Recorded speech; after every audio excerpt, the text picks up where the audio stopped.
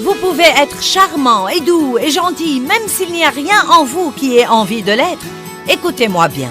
Quand vous choisissez de faire ce qu'il faut quand vous n'avez pas envie de le faire, c'est à ce moment-là que vous faites des progrès.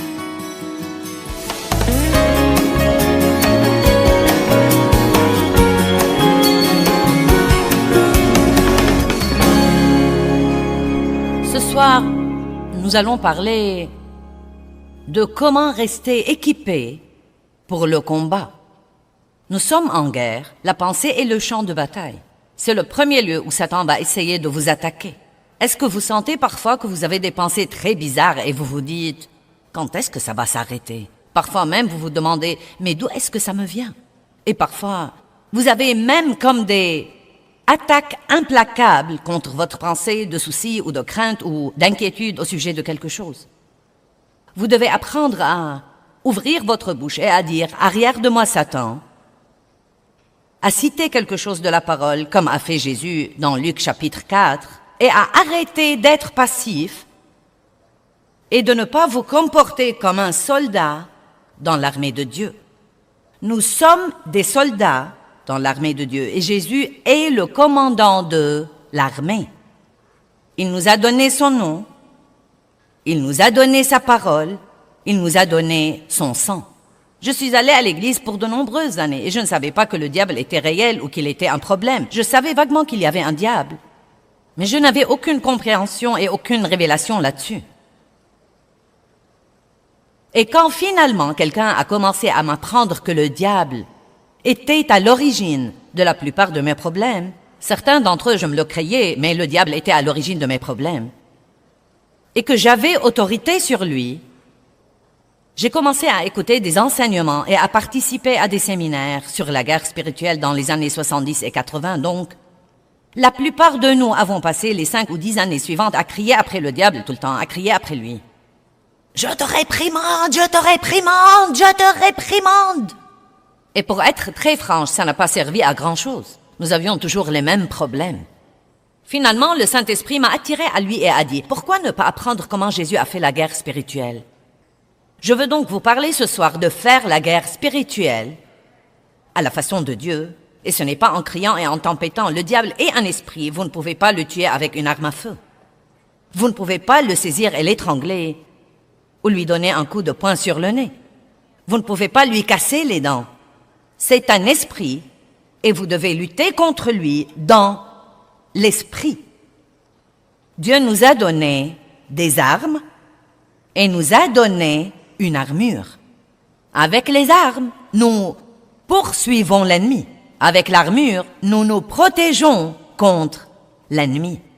Nous devons savoir utiliser nos armes et nous devons veiller à porter notre armure de façon régulière. Une guerre spirituelle pour les gens spirituels. Combien d'entre vous l'avez eue avec l'ennemi et vous êtes prêts à apprendre à lui faire la guerre et à gagner la guerre? Bon. Eh bien, nous allons commencer par Apocalypse 16, 15, qui est un verset très bizarre si vous ne le comprenez pas. « Voici, je viens comme un voleur. Bienheureux, heureux et à être envié, celui qui veille, reste éveillé et qui garde ses vêtements. » Mais qu'est-ce que cela veut dire? Restez éveillé et gardez vos vêtements. Je me demande ce que vous auriez pensé si je vous ai dit « Je vais vous enseigner ce soir sur « Restez éveillé et gardez ses vêtements ». Vous auriez pensé « Mais qu'est-ce que ça veut dire ?» Il dit « Je veux que tu restes éveillé, que tu restes alerte, que tu restes agressif, que tu marches dans ton autorité et que tu apprennes à garder tes vêtements pour qu'on ne puisse pas voir ta nudité. » Laissez-moi vous dire quelque chose. Nous avons tous des vêtements sur nos corps ce soir. Beaucoup d'entre vous ont travaillé dur pour trouver la bonne tenue. J'ai travaillé dur sur la mienne. Ça fait longtemps que je ne porte pas de jupe. Je veux savoir si vous aimez ma jupe. Vous l'aimez? Oui, je portais toujours des jupes autrefois. Ensuite, j'ai commencé à porter toujours des pantalons et on m'a finalement fait porter des jeans. Et maintenant, je me suis dit, Je veux des jupes de nouveau. Je vais m'acheter une robe. Laissons les gens dans le doute. Amen. Mais j'ai travaillé dur sur cette tenue. Cependant, croyez-moi, le diable se fiche pas mal de ma tenue et se fiche aussi de la vôtre. Elle ne l'impressionne pas. Il se fiche pas mal de ce que tout ce que vous portez soit assorti. Il se fiche pas mal de vos boucles d'oreilles, de vos chaussures, de vos bijoux, de vos bracelets. Il se fiche pas mal de tout ça, mais vous portez vraiment une autre tenue. Vous avez mis sur vous une tenue spirituelle. Donc, quand Apocalypse 16, 15 dit « Restez éveillés, restez alertes, soyez agressifs, soyez sur vos gardes, faites attention et gardez vos vêtements », il parle des vêtements spirituels que nous devons veiller à porter à tout moment. Quelle sagacité et quelle révélation si vous n'avez jamais entendu dire quelque chose comme ça. La Bible utilise l'expression se revêtir et se dépouiller. J'ai revêtu mes vêtements quand je suis venu ici. Je me suis revêtu de mes vêtements en venant ce matin. Quand je suis rentré à l'hôtel l'après-midi, je m'en suis dépouillé. Puis j'en ai choisi d'autres et je m'en suis revêtu. Quand je rentrerai ce soir, je me dépouillerai de ceci et je me revêtirai de mon pyjama. Quand je me lèverai le matin, je me revêtirai de quelque chose d'autre. Quand je rentrerai, je m'en dépouillerai. Personne ne se tient debout dans sa penderie et ses vêtements sautent sur son corps.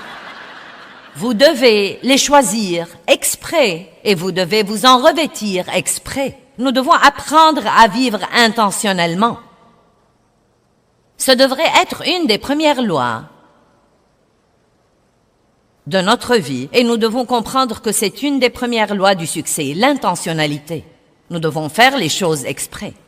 Nous ne devons pas attendre pour voir ce qui va nous arriver. Nous devons faire les choses exprès. Si nous passions à nous habiller spirituellement la moitié du temps que nous passons à nous habiller dans le naturel,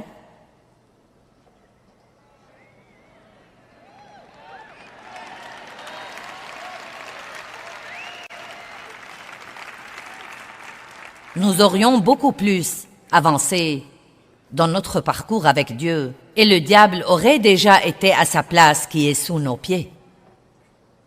La Bible dit « Revêtez-vous de Jésus-Christ. Revêtez-vous de l'amour. Revêtez-vous de la miséricorde. Revêtez-vous d'entrailles de bonté. Revêtez-vous de modestie, la modestie qui est en fait l'humilité. Dépouillez-vous du vieil homme, revêtez-vous de l'homme nouveau, revêtez-vous de l'armure complète de Dieu. » Très intéressant. Est-ce que vous faites ça? Revêtez-vous de Jésus-Christ veut dire que le matin, avant d'aller quelque part, vous vous levez et vous prenez une décision.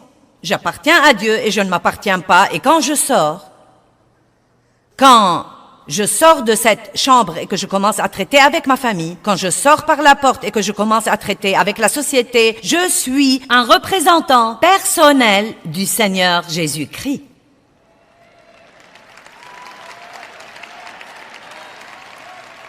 Et je dois me revêtir d'un comportement qui va le représenter. J'ai la pensée de Christ. J'ai l'Esprit de Dieu en moi.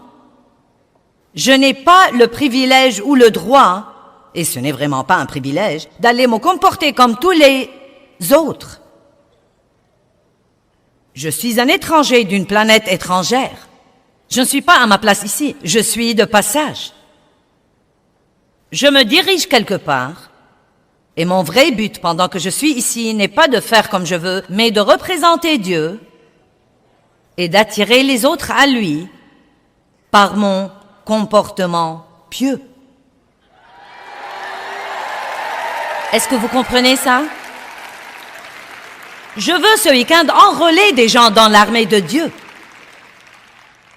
Je veux que vous signiez, que vous donniez votre consentement dans l'esprit, pour ainsi dire. Dieu, il est temps que je m'oublie, que j'ai les regards sur toi, que je découvre ce que tu veux que je fasse et que je le fasse. Et faire ce que Dieu veut que vous fassiez ne veut pas dire que vous devez être un pasteur en chair ou que le titre révérend précède votre nom ou que vous devez être un leader d'adoration. Cela veut dire que vous devez aller dans votre société, partout où que Dieu vous ait mis et que vous devez vous comporter comme Jésus. Aussi simple que ça. Colossiens 3:12. Frères, ainsi donc, revêtez-vous comme des élus de Dieu, comme ses représentants choisis, qui sont purifiés et saints et bien-aimés par Dieu lui-même, en revêtant un comportement. Donc le comportement, ce n'est pas d'attendre pour voir ce que nous ressentirons puis d'agir en conséquence. Nous nous revêtons du comportement. Nous prenons d'avance la décision. Dieu, avec ton aide, je veux rester calme, quelles que soient les choses auxquelles je vais me heurter. Combien d'entre vous perdez votre paix assez souvent? Allez, ne faites pas les innocents avec moi. Bon, savez-vous que la paix fait partie de vos vêtements? Elle est vos chaussures spirituelles. Donc, si vous marchez sans paix, vos pieds risquent d'être tailladés et contusionnés et gâchés. Cela nuit à votre parcours avec Dieu quand vous n'êtes pas dans la paix. Il y a des comportements, des attitudes qui ne vont pas à un croyant. Le savez-vous? Comme il y a des coupes et des couleurs qui ne vont pas à tout le monde. Ce vert me va à merveille, mais il ne m'irait pas du tout si j'étais bronzé. Eh bien, certains d'entre vous, le bronzage leur va à merveille. Ce vert ne vous ira peut-être pas. Nous veillons à revêtir les choses qu'il faut, le style qu'il faut, le truc qui nous va, et pourtant, nous nous revêtons de comportements qui ne nous vont pas du tout. Ce ne sont pas des comportements que devrait avoir un croyant. Le non-pardon ne va pas à un croyant.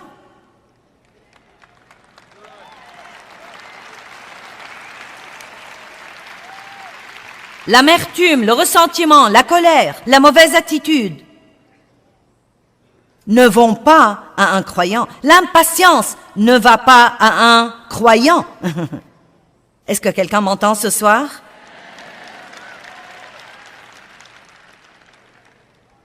La prochaine fois que vous vous mettez en colère, vous feriez aussi bien d'entendre Dieu dire « Tu as perdu une pièce de tes vêtements. » Maintenant, tu es dehors dans le royaume spirituel avec une partie de toi nue. Et tu vas avoir un problème. Combien d'entre vous, si vous perdez votre pantalon, seriez prompte à le remonter? Non, mais ça ne prendrait pas très longtemps. Vous saisissez votre pantalon, vous le remontez, vous serrez la ceinture. Éphésiens 6 dit « Saignez vos reins de la vérité ». Qu'arrivera-t-il si vous perdez votre pantalon spirituellement? Certains s'en fichent pas mal. Nous devons comprendre qu'il y a un monde spirituel qui est en réalité vraiment plus réel et plus important que ce monde. Nous l'ignorons parce que nous ne le voyons pas. Mais il est là. Amen. C'est l'endroit où nous allons vivre pour l'éternité. Nous devons donc nous y habituer. Levez vos mains si vous comprenez même un peu de quoi je parle. Bon. Revêtez-vous du comportement. Éphésiens 4, 22 à 24. 22, 23, 24. Dépouillez-vous de votre ancienne nature, débarrassez-vous de votre vieil homme non renouvelé. Vous savez, par exemple, après avoir ressuscité Lazare des morts, Jésus a dit une deuxième chose. Il a dit « Dépouille-toi de ton linceul ». Puis-je vous le dire, certains d'entre vous portent des linceuls. Vous portez des trucs qui ne vous vont pas. Vous portez toujours des trucs de cette vieille vie. Vous portez toujours une attitude découragée et opprimée tout le temps. Jésus a non seulement dit à Lazare « Sors dehors et sois ressuscité des morts », mais encore « Enlève ton linceul ». Il est temps d'oublier le passé et tous les vêtements de la tombe, la dépression, le découragement, la crainte, la mauvaise attitude, la mentalité de victime. Dépouillons-nous de ces vêtements de la tombe et revêtons-nous des vêtements de la résurrection. C'est presque comme si je peux entendre certains d'entre vous, c'est presque comme si j'exaspère certains d'entre vous. Vous êtes plutôt comme, eh bien, tu ne sais pas ce que je ressens. Je vous entends, tu ne sais pas vraiment ce que je ressens et tu ne sais pas ce que j'ai enduré. Ne viens pas me donner ton message joyeux comme quoi je dois être toujours heureux.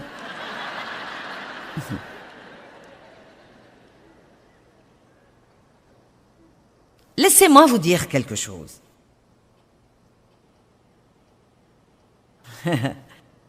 Vous pouvez sourire si vous le voulez ou non. En fait, écoutez-moi bien. Vous pouvez être gentil même si vous n'en avez pas envie.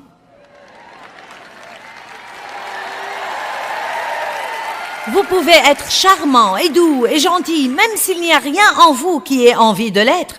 Écoutez-moi bien. Quand vous choisissez de faire ce qu'il faut quand vous n'avez pas envie de le faire, c'est à ce moment-là que vous faites des progrès. Nous ne grandissons pas du tout si nous ne faisons que ce qui est facile. Et vous savez, je connais des gens qui sont nés heureux. Eh bien, je ne suis pas comme ça.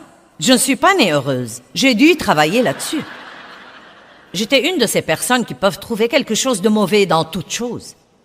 J'ai eu une vie difficile. Non, mais je connais des gens, ils sont de bonne humeur tout le temps, ils sont heureux tout le temps. Je connais des gens qui sont si doux qu'ils mettent du sucre partout.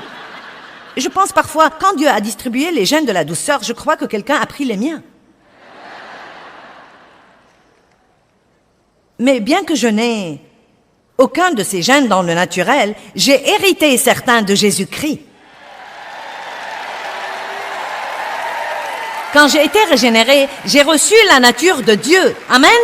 Si quelqu'un est en Christ, il est une nouvelle créature. Les choses anciennes sont passées et toutes choses sont devenues nouvelles. Vous recevez la nature de Dieu quand vous devenez un enfant de Dieu. Et vous héritez le fruit de l'esprit. Vous héritez la capacité de pardonner. Vous me dites, eh bien, pourquoi ai-je donc un tel problème? Parce que nous vivons par notre âme plutôt que par notre esprit. Votre esprit n'a pas un problème, c'est votre âme qui a un problème. Et l'âme doit être renouvelée. C'est un travail qui doit être fait exprès. Il doit être fait intentionnellement. Il doit être fait par le Saint-Esprit.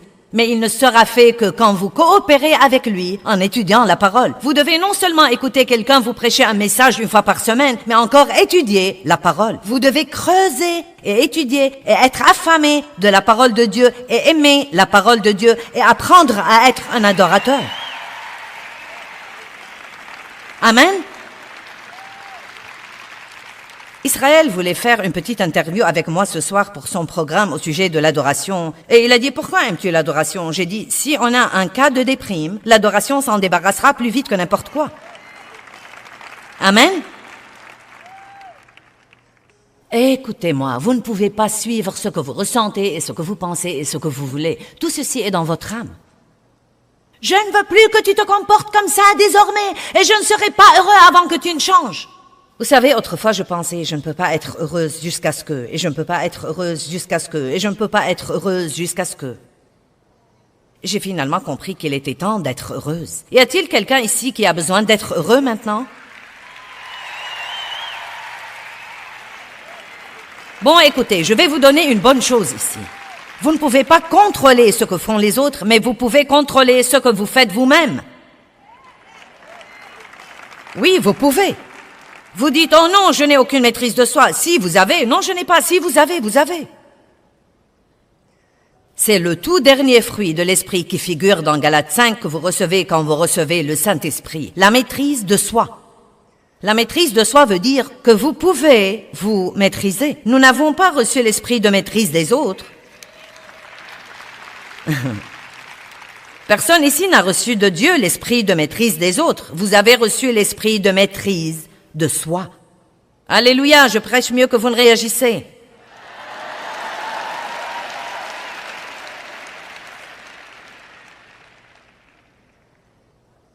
Dépouillez-vous du vieil homme. Revêtez-vous de l'homme nouveau. Revenons à Éphésiens 4, 24 à 26. Dépouillez-vous de votre ancienne nature, enlevez et débarrassez-vous de votre vieil homme non renouvelé qui a caractérisé votre vie passée et qui se corrompt sous l'effet des convoitises et des désirs trompeurs. Et soyez constamment renouvelés dans l'esprit de votre intelligence en ayant une nouvelle attitude mentale et spirituelle. Attitude, attitude, attitude.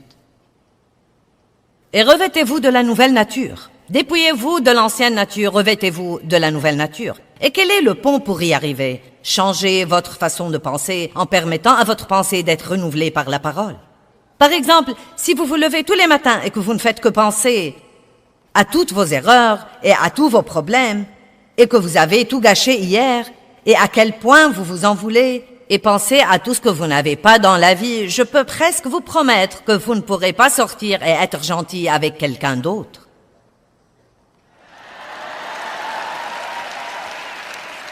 Allez maintenant. Vous devez vous réveiller le matin et vous devez penser à certaines choses exprès. Ne pensez pas et ne méditez pas tout ce que le diable essaye de vous déverser dans la pensée. Commencez à penser comme Dieu veut que vous pensiez et vous pouvez penser ce que vous voulez penser. Vous ne devez pas penser tout ce que le diable vous offre, vous pouvez penser ce que vous voulez penser. Et une des choses qui vous aideront, c'est de parler à haute voix. Levez-vous tous les matins. Si vous pouvez, c'est quelque chose que vous allez aimer. Mettez-vous tout de suite à genoux à côté de votre lit et dites simplement « Jésus ». Jésus, Jésus, Jésus, aide-moi à me comporter comme tu veux que je me comporte aujourd'hui. Vous travaillez pour Dieu, vous êtes de son personnel. Si vous faites ce que vous êtes censé faire, vous aurez votre salaire. Dieu s'occupera de vous. Allez, je vous parle. Dieu s'occupera de vous. Nous travaillons tous pour Dieu. Juge chapitre 6, verset 34 nous dit « L'Esprit du Seigneur revêtit Gédéon. » Ouh! Alléluia! Mince alors, c'est la meilleure chose à revêtir. Juge chapitre 6, verset 34 dit « L'Esprit du Seigneur revêtit Gédéon. » Donc Dieu nous revêtit de son esprit et ensuite il nous demande d'aller le représenter. Dans Job 29, 14 à 16, jetons-y un coup d'œil. Job dit, je me revêtais de la justice. Comment est-ce qu'on se revêt de la justice? Nous allons voir plus tard dans la soirée que la justice est en fait une chose double. C'est être justifié devant Dieu par la grâce et la miséricorde de Dieu, par la grâce imméritée et non à cause des œuvres que nous aurions faites pour la gagner ou la mériter. Mais c'est aussi la mise en pratique de cette justice dans notre vie de tous les jours. Nous nous exaltons quand nous apprenons que nous sommes justifiés devant Dieu par le sang de Christ. Mais nous devons nous exalter également d'apprendre à faire le bien dans notre vie de tous les jours. Est-ce que vous focalisez sur sortir tous les jours, revêtu de l'Esprit de Dieu, revêtu des vêtements spirituels qu'il faut pour représenter Dieu et faire le bien? Ne nous lassons pas de faire le bien et de faire ce qu'il faut, car nous moissonnerons au temps convenable si nous ne nous relâchons pas. La Bible dit même que ceux qui aiment la justice auront une onction spéciale de Dieu. Aimer la justice. Désirer de faire ce qu'il faut. C'est mauvais d'avoir du non-pardon. Étudier sur ce plan jusqu'à avoir un exaucement. Je n'ai jamais, dans toutes mes années de ministère, c'est la condition dans laquelle nous sommes, je n'ai jamais dans toutes mes années de ministère prêché un message sur les dissensions ou le non-pardon, quel que soit le nombre de personnes présentes, ce pourrait être des milliers comme ce soir. Et à la fin, quand je disais que tous ceux qui ont besoin de pardonner à quelqu'un dans leur vie se lèvent de leur siège, je n'ai jamais eu moins de 70 à 80% de toute l'assemblée se lever. Jamais, pas une seule fois, nulle part. Contre qui êtes-vous fâchés? Vous voyez quand vous applaudissez ces applaudissements mous.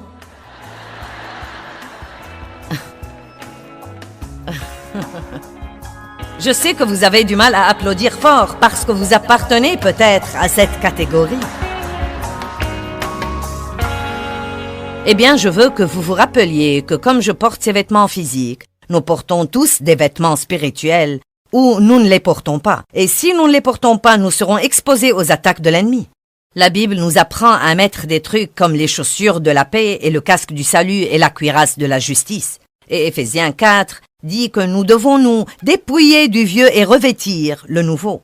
Nous devons donc prendre la responsabilité recevoir la grâce de Dieu et veiller à nous revêtir de l'Esprit de Dieu. Passez un temps avec Dieu le matin, passez un temps dans la parole. Ces choses aident à vous revêtir comme il faut avant que vous ne sortiez dans le monde.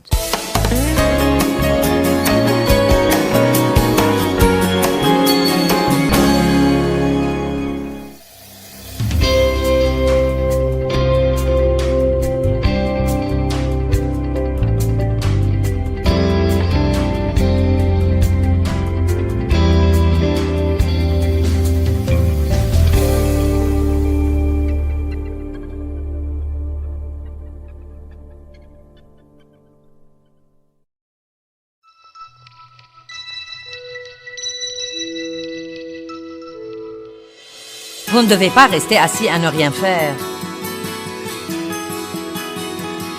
Et dire, Joyce, prie pour moi pour que j'aie la paix. Je peux prier pour vous, pour que vous compreniez que Dieu vous a déjà donné la paix et pour que vous fassiez ce que vous devez faire pour...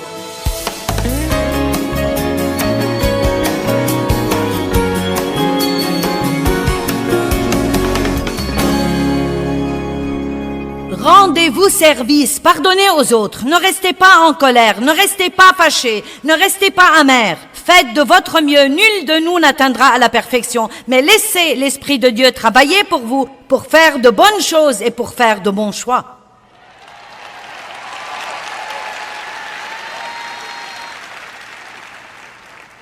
Job a dit, je me revêtais de la justice, et voyons comment il a mis ça en pratique. Je me revêtais de la justice et elle me revêtait, ou c'était mon vêtement, Job a dit. Ma droiture. Job était quelqu'un qui tâchait de redresser les torts. Est-ce que vous voyez des torts et vous hochez la tête et vous dites, quelqu'un devrait faire quelque chose? Ou est-ce que vous êtes quelqu'un qui dit, je trouverai un moyen de redresser ces torts? Revenons au verset.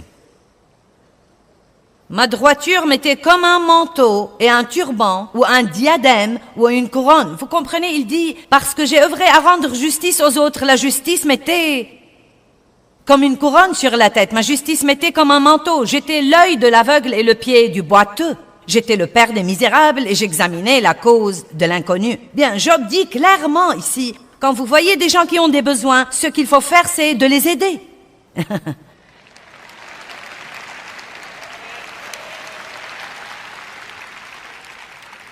Maintenant, si vous voulez lutter contre le diable, vous ne devez pas y aller sans être revêtu comme il faut et revêtu de votre armure. Je veux aller à 1 Samuel 17. Nous allons voir David quand il a combattu Goliath. Et Saul revêtit David de ses propres habits, lui mit sur la tête un casque de bronze et le revêtit d'une cuirasse. David ceignit aussi l'épée de Saul par-dessus ses habits et essaya en vain de marcher car il n'était pas entraîné.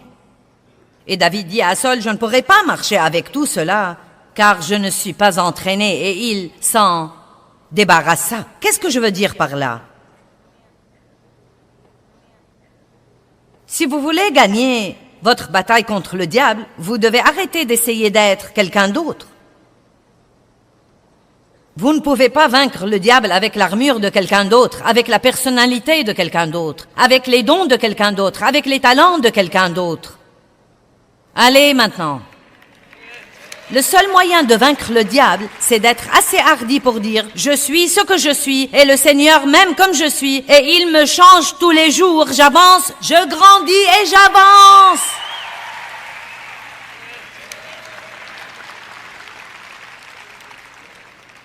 Je ne suis pas censé être comme vous et me comparer à vous. Je ne suis pas censé rivaliser avec vous.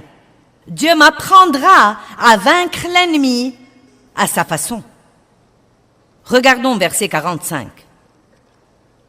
David dit aux Philistins, « Toi, tu viens à moi armé d'une épée, d'une lance et d'un javelot, et moi, je viens à toi armé du nom du Seigneur des armées. » Alléluia! Il n'avait pas besoin de l'armure naturelle de Saul, il avait besoin d'une armure surnaturelle, et c'est ce dont vous avez besoin. Et moi, je viens à toi armé du nom du Seigneur des armées, du Dieu des lignes d'Israël que tu as défié. Aujourd'hui même, le Seigneur te remettra entre mes mains. J'aime la façon dont il prophétisait d'avance la mort de Goliath. Écoutez ceci. Aujourd'hui même, le Seigneur te remettra entre mes mains. Je te frapperai et je te décapiterai. Aujourd'hui même, je donnerai les cadavres de l'armée philistine aux oiseaux du ciel et aux animaux de la terre. Et toute la terre saura qu'il y a un Dieu pour Israël.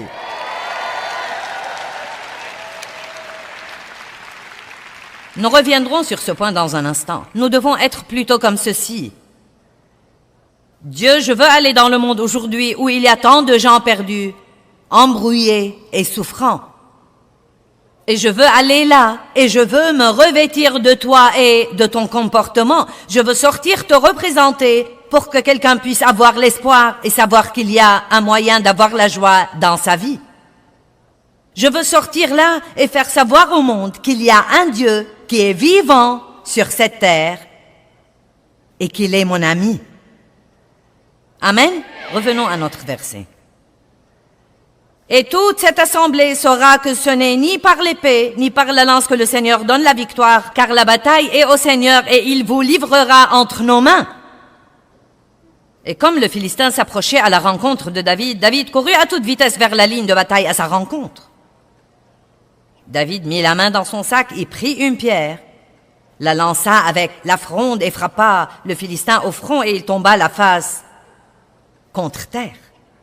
Ainsi David triompha du Philistin par la fronde et la pierre. Il frappa le Philistin et le tua, mais il n'y avait pas d'épée dans la main de David. Quand vous êtes vous-même, Dieu oindra fortement tout ce qu'il vous met entre les mains et tout ce qu'il vous demande de faire.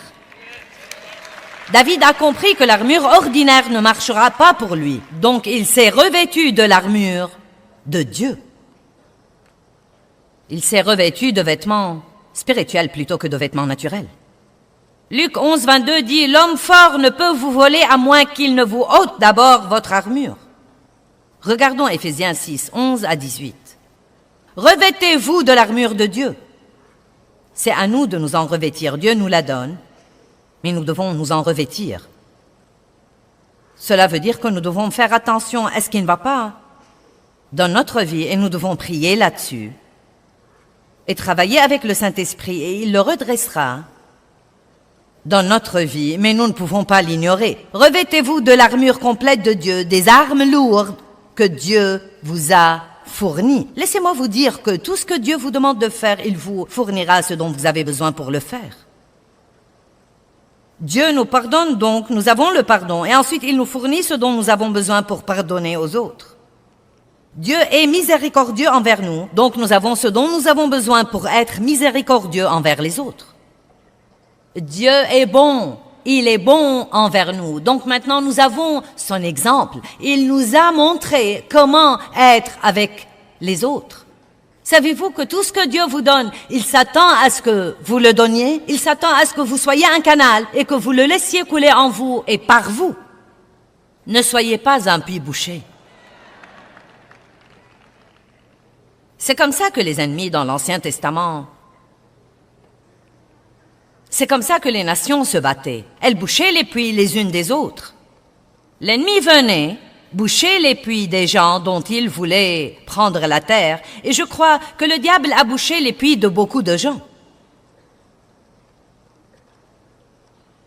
Nous devons commencer à laisser les choses couler. Prendre quelque chose, donner quelque chose, inspirer, expirer, recevoir la miséricorde et la donner, recevoir le pardon, donner le pardon, recevoir la bonté, la donner, recevoir l'amour, pardonner. Dieu est-il patient avec vous? Êtes-vous impatient avec les autres?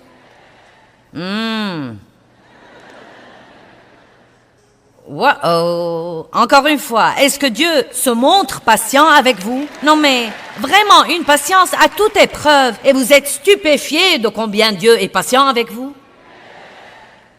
J'en suis stupéfiée, moi aussi.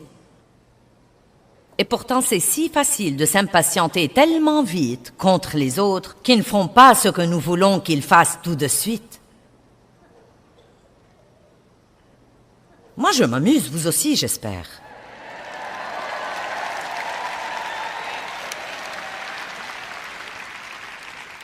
Revêtez-vous de l'armure complète que Dieu vous a fournie afin que vous puissiez avec succès tenir ferme contre toutes les stratégies et toutes les tromperies du diable. Tout. Tenir ferme contre tout. Si vous êtes revêtu de l'armure complète, vous pourrez tenir ferme contre toutes les stratégies et les duperies du diable et le vaincre. Car notre lutte n'est pas contre le sang et la chair. Nous n'affrontons pas des adversaires physiques, mais nous luttons contre les esprits méchants dans le royaume céleste. Verset 13, c'est pourquoi revêtez-vous, que tout le monde dise revêtez-vous. Certains d'entre vous sont probablement fatigués de m'entendre dire toutes ces choses sur se revêtir et être actif. Mais vous n'allez pas vaincre le diable en regardant des feuilletons mélos et en mangeant des beignets.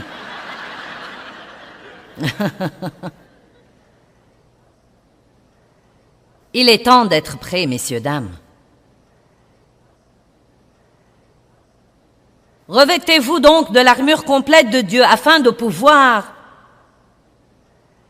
résister et de tenir ferme au mauvais jour du danger. Et après avoir surmonté toutes les exigences de la crise, vous devez tenir ferme à votre place. Maintenant, laissez-moi dire 2 ou 3 choses rapides là-dessus.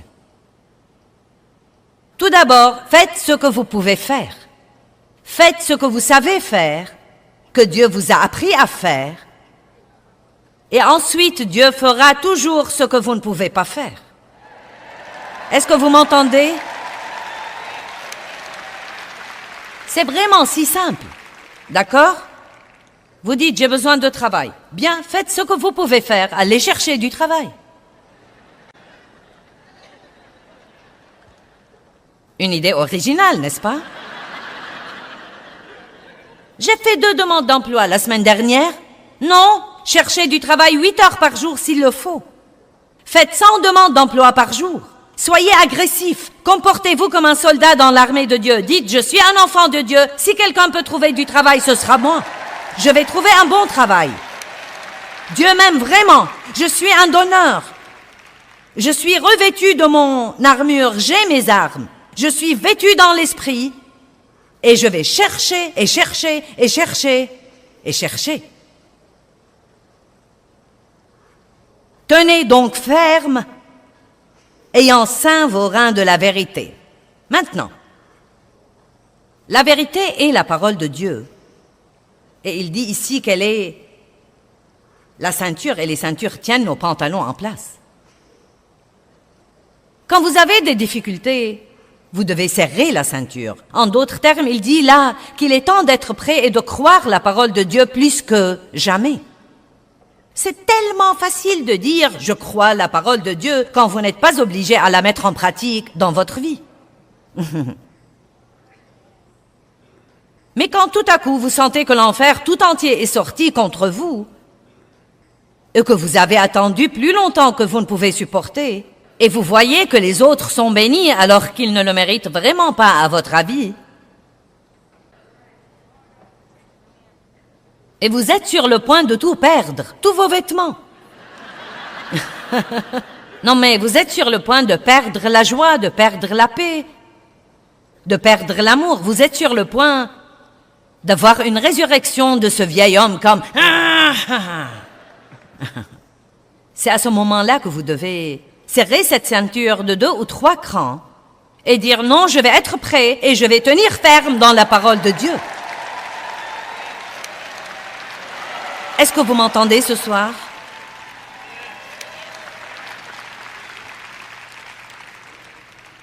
Prenez la décision ce soir de ne pas essayer la parole, mais de tenir ferme dans la parole de Dieu aussi longtemps qu'il le faut, quoi qu'il arrive, parce qu'il n'y a rien de mieux pour vous à faire. Éphésiens dit ensuite, revêtez-vous de la cuirasse de la justice. Vous devez savoir qui vous êtes. En Christ. Vous m'entendez parler de la justice tout le temps. Vous avez été justifiés devant Dieu par le sang de Christ. Vous n'avez pas d'injustice maintenant, vous avez la justice. Vous ne devez pas être conscient du péché, vous devez être conscient de la justice. Vous pouvez penser, je suis un enfant de Dieu, il m'aime, je suis pardonné. Bien sûr, je ne fais pas tout comme il faut, je fais des erreurs, mais Dieu savait tout ce que j'allais faire avant de m'appeler à une relation avec lui, et il a quand même dit « je te veux ».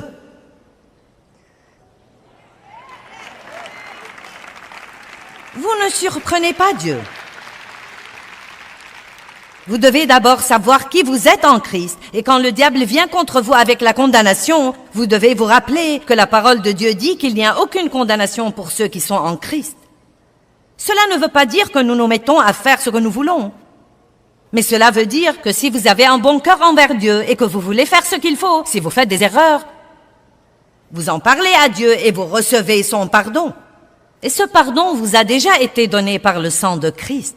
Vous ne devez pas persuader Dieu de vous pardonner. Tout ce que vous devez faire, c'est de vous accorder avec Dieu et de recevoir son pardon. Vous serez instantanément purifié par le sang de Christ, instantanément.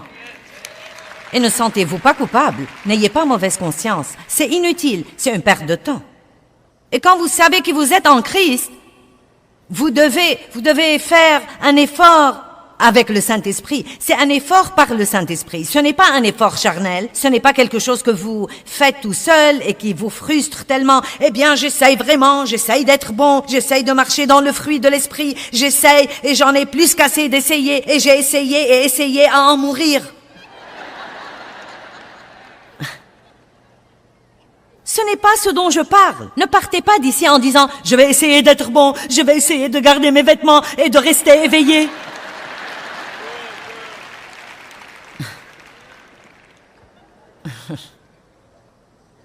Je parle de fréquenter Jésus et je parle de l'aimer, de savoir qui vous êtes en lui, de lui demander de vous aider. Laissez-moi vous dire quelque chose. Si vous passez 1 heure à vous habiller spirituellement comme vous le faites pour vous habiller physiquement, vous sortirez et vous serez loin d'avoir autant d'ennuis. Revêtez-vous de la justice. Je vous laisse la paix, je vous donne et je vous lègue ma paix. Ce n'est pas à la manière du monde que je vous la donne, que votre cœur cesse de se troubler et de craindre. Maintenant, comprenez ceci. Arrêtez de vous permettre d'être agité et dérangé et ne vous permettez pas d'être craintif et intimidé et lâche. Gardez votre paix. Gardez votre paix et Dieu combattra pour vous. Restez calme. Paul a dit à Timothée, reste calme et serein. Une des choses les plus importantes que je dois faire comme prédicatrice de la parole de Dieu, c'est de rester en paix. La paix est votre position de puissance.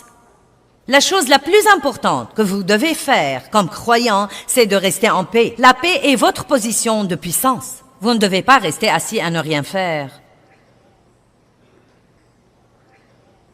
Et dire, Joyce, prie pour moi pour que j'aie la paix.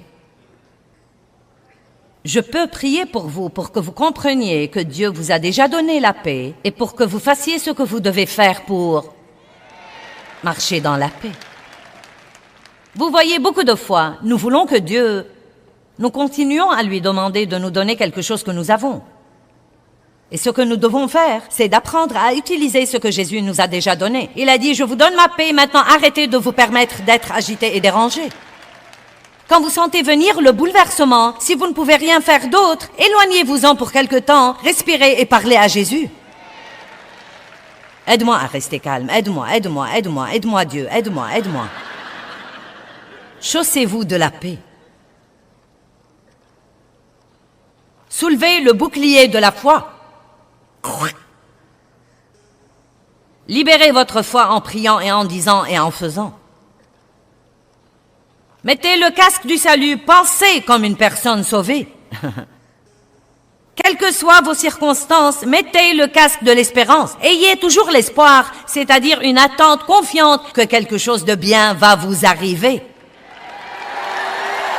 Ouvrez votre bouche 20 fois par jour et dites « Je crois que quelque chose de bien va m'arriver. » Je le crois. Je m'y attends. Et brandissez l'épée de l'Esprit, qui est la parole vivante de Dieu. Que veut dire la brandir? L'utiliser et la dire de votre bouche quand vous êtes attaqué. Je vous enseigne ces trucs tout le temps. Maintenant, vous devez ouvrir votre bouche et les faire. Et finalement, mettons sur l'écran Éphésiens 6, 18. Et priez à tout moment, en toute occasion, en toute saison, par l'Esprit, par toutes sortes de prières et de supplications. À cette fin, quoi? Restez éveillés. Éveillés à cela avec une forte détermination et en toute persévérance, intercédant pour tous les saints. Restez éveillés, restez alertes, restez actifs, restez passionnés, restez pleins d'ardeur et gardez vos vêtements spirituels. Vous n'aurez aucun problème avec le diable si vous portez votre armure, si vous sortez tous les jours avec le casque du salut, chaussés de la paix, sachant qui vous êtes en Christ, déterminés à tenir ferme dans la parole, disant la parole de Dieu, vous aurez la victoire, la victoire, la victoire. Amen! Vous êtes armés et dangereux! Eh bien, je veux que vous vous rappeliez que comme je porte ces vêtements physiques, nous portons tous des vêtements spirituels ou nous ne les portons pas. Et si nous ne les portons pas, nous serons exposés aux attaques de l'ennemi. La Bible nous apprend à mettre des trucs comme les chaussures de la paix et le casque du salut et la cuirasse de la justice. Et Éphésiens 4 dit que nous devons nous dépouiller du vieux et revêtir le nouveau. Nous devons donc prendre la responsabilité, recevoir la grâce de Dieu et veiller à nous revêtir de l'Esprit de Dieu. Passez un temps avec Dieu le matin, passez un temps dans la parole, ces choses aident à vous revêtir comme il faut avant que vous ne sortiez dans le monde.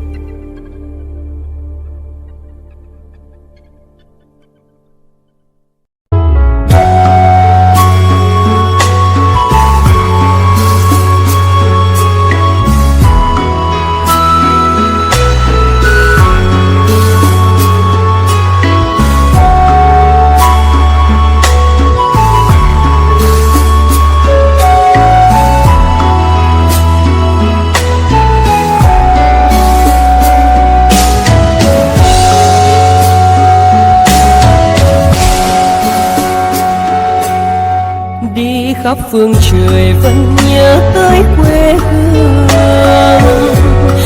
Người về đây thăm làng trù quê mẹ và làng sen quê cha, xúc động bồi hồi người rơi giọt lệ, thương mái nhà tranh thương đất mẹ nghèo.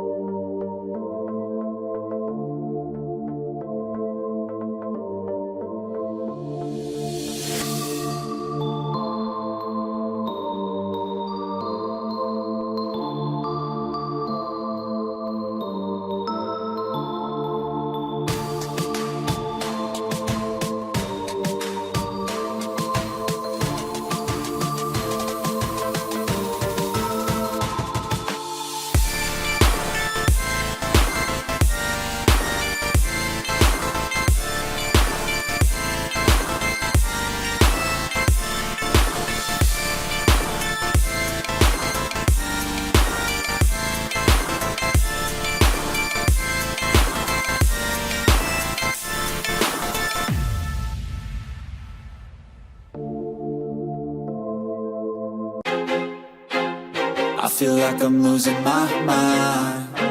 Is everybody in the world blind? Please, Lord, give me a sign, a sign. I feel like I'm losing my mind. Is everybody in the world blind? Please, Lord, give me a sign, a sign. I wanna be the greatest. Everybody on the fake shit. I look around and feel like everybody is the fakest. I make this every day and I'm impatient, hoping one day I blow up from the basement. Statement, the top is so vacant. I don't hear shit that I think is amazing. Waiting for my day when I'm playing sold out shows for 1,000 faces. Hey, give me that crown, get in my way and to be put down. It ain't your place, all this my town. If I want that shit, then I'll get it right now. I'm losing it, the noose it fits. I'm losing shit, a stupid myth. You choose to live or choose to dip. You choose to fight or lose your grip and lose a gift. I feel like I'm losing my mind. Is everybody in the world blind?